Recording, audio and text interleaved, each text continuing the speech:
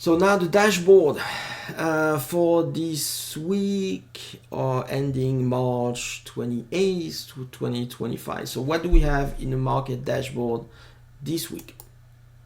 Let's review the major markets first. I will put myself in small. That would be easier for you to see. So you see that the market, the S&P was down 1.5 on the week, not something material. You see again things that I've mentioned many times, which is the bonds not doing the job in terms of safe assets at this time. You have gold that is the major winner for the week.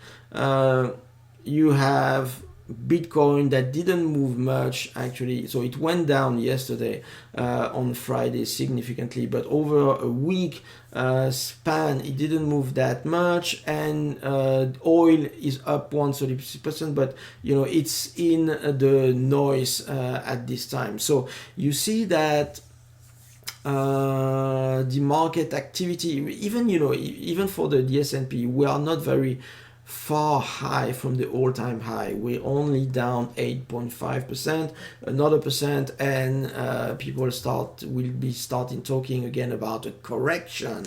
They love to talk about this, even if it's actually totally meaningless.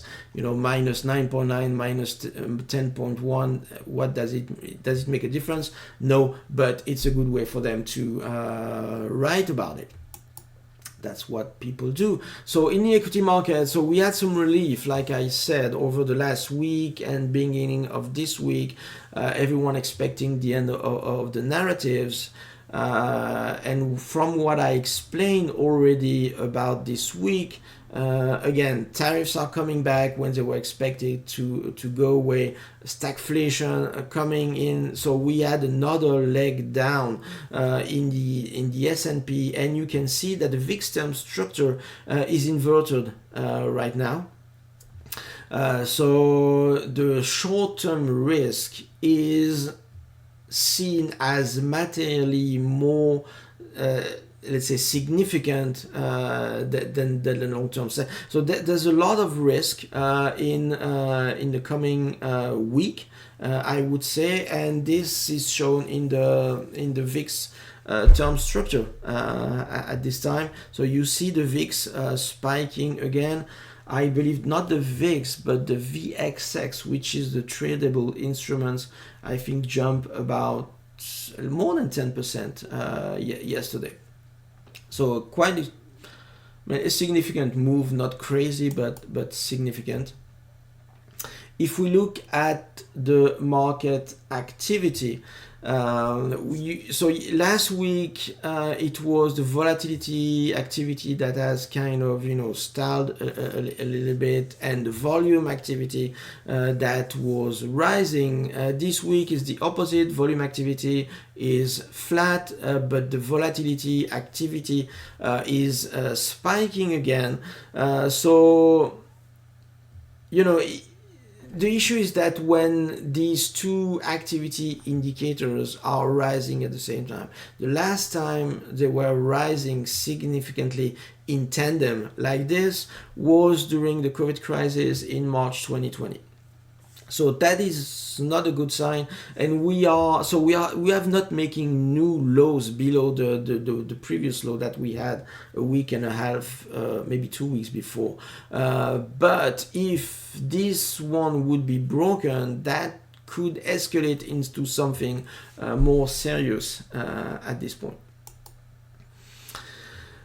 So what do we have here? So equities themselves, you see equities were down across the board, not only in the US, but in other regions of the world as well, emerging markets, EFA, which is equities without the US, and the Euro stocks was down as well.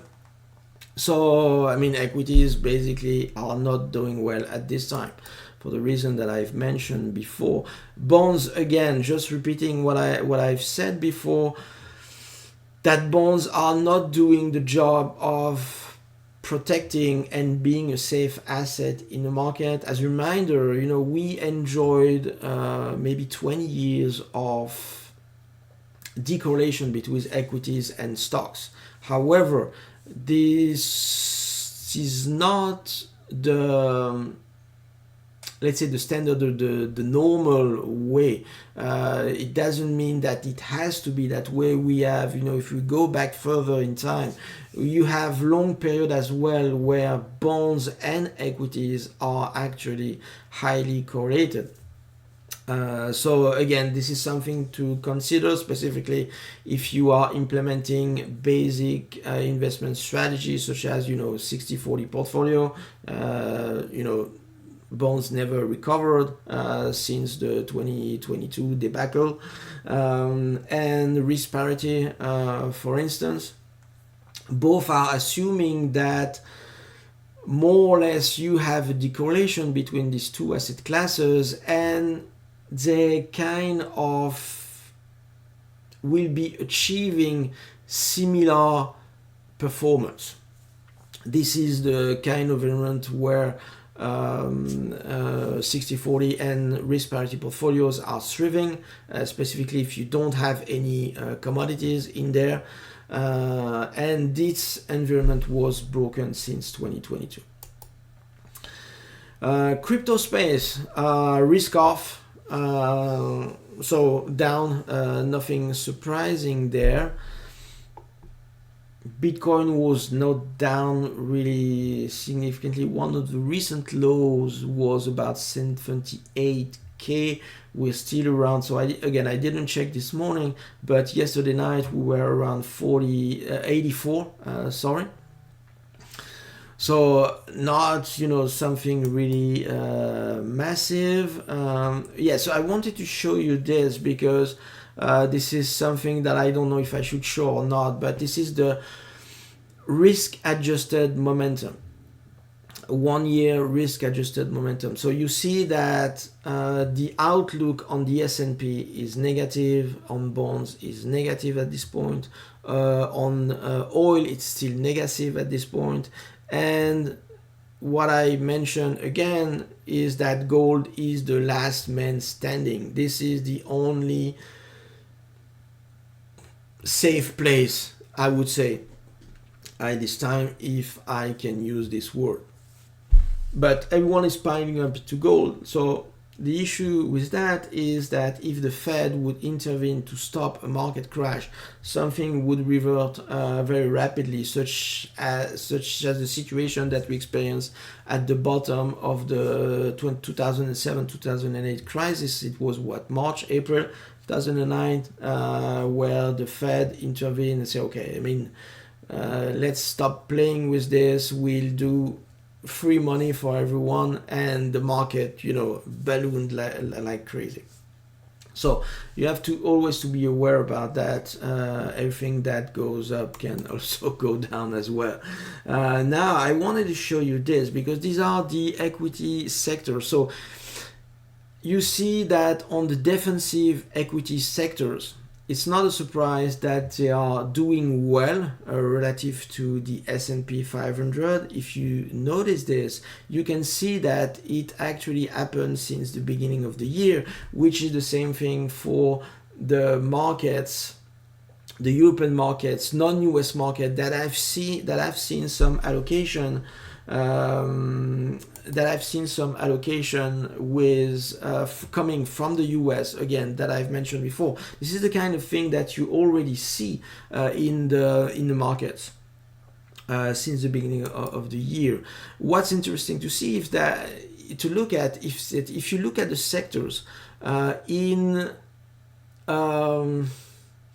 let's say the offensive sectors, which are the non-defensive sectors. So you have all of them, like financial, energy could be thought as a defensive sector, but it's still considered by many as an offensive sector anyway. But I think the important part in this chart, you can see that most of the sectors, even the offensive sectors, are not doing so bad against the S&P itself.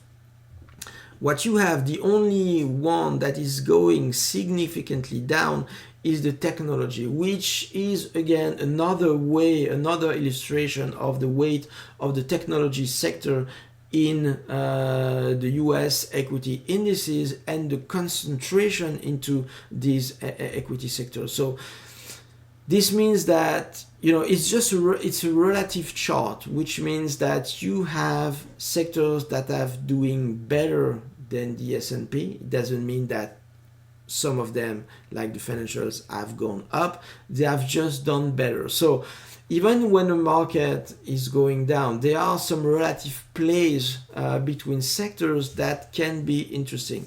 Although, you know, playing the sectors versus the other, it's very noisy and it's quite something not easy to achieve.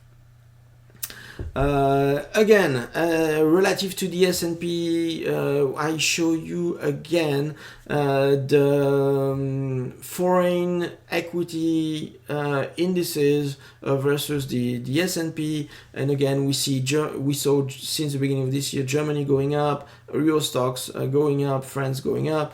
This has again, this overperformance has stalled as well at this time. Germany, Euro stocks, and France are, you know, catching up, I would say, on the down market in the US. This is usually how it works.